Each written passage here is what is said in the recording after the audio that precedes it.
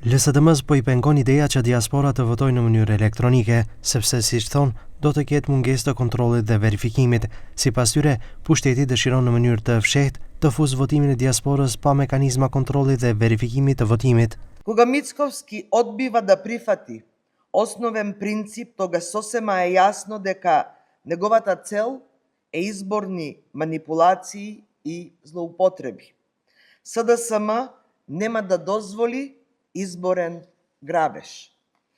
Со 10.000 амандмани ќе ги искористиме сите демократски и парламентарни механизми за да го спречиме овој опасен обид за подкопување на изборниот процес. Edhe sot reagime nga Levica, e cila hapur hedh dyshime se pushteti me ndryshimet e propozuara dëshiron manipulime zgjedhore. Pushteti u përpoq ta kaloj kodin zgjedhor pa konsensus të vërtet politik, duke injoruar çështje thelbësore që ndikojnë drejt për drejt në procesin zgjedhor të lirë dhe demokratik dhe duke futur dispozita që kur nuk kanë qenë objekti debatit publik apo marrëveshjes politike. Me 3.500 amandamente, Levica i kundërvjet kësaj përpjekjeje për ta shtrembruar më tej procesin zgjedhor në favor të pushtetit. Kryeministri Mickovski nga ana e tij hedh poshtë akuzat dhe thotë se për kodin zgjedhor ka pasur debat konstruktiv.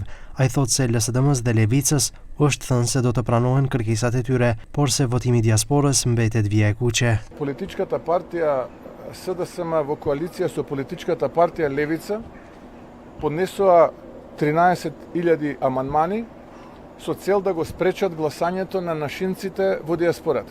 Нашата порака беше јасна. Кажете се ќе прифатиме.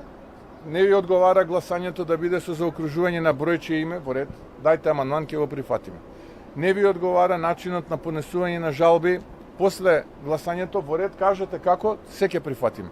Но наша црвена линија е гласањето на диаспората. Kodi zgjedhor mbetet I bllokuar në kuvend me rreth 13.500 amendamente, përveç LSDM-s dhe Levicës, kundër zgjidhjes ligjore janë edhe nga PLD-ja, nga ku edhe ata hedhin dyshim mbi procesin e kontrollit të votimit të diasporës.